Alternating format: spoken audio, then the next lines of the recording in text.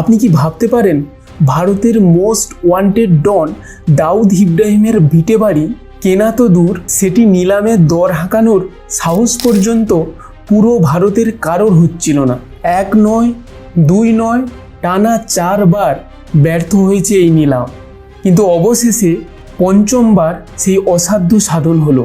কে সেই ব্যক্তি যিনি দাউদের রক্তচক্ষু উপেক্ষা করে দাউদের জমি নিজের নামে করে নিলেন? ঘটনাটি মহারাষ্ট্রের রত্নাগিরির মুম্বাকি গ্রামের। মুম্বাই হামলার মাস্টারমাইন্ড দাউদ ইব্রাহিমের পরিবারের কয়েকটি প্লট ভারত সরকার বাজেয়াপ্ত করেছিল।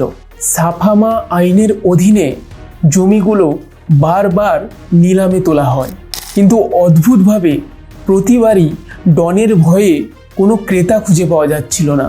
লোকে ভেবেছিল ডনের ভিটে পা রাখা মানে নিজের মৃত্যুর পরোয়ানা নিজে লিখে ফেলা। এই ভয়ের সুযোগ নিয়েই প্রতি বছর খালি পড়েছিল কয়েক কোটি টাকার সম্পত্তি।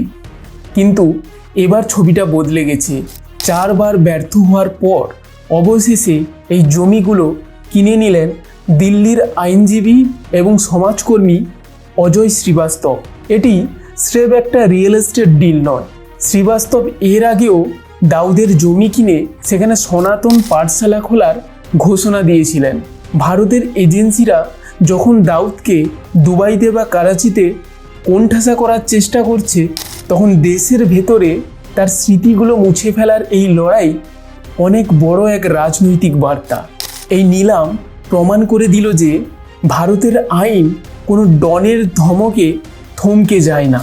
ডনের ঘর থেকে অপরাধের ছায়া দূর করিয়ে সেখানে শিক্ষার আলো ফোটানোই এখন সরকারের মূল লক্ষ্য।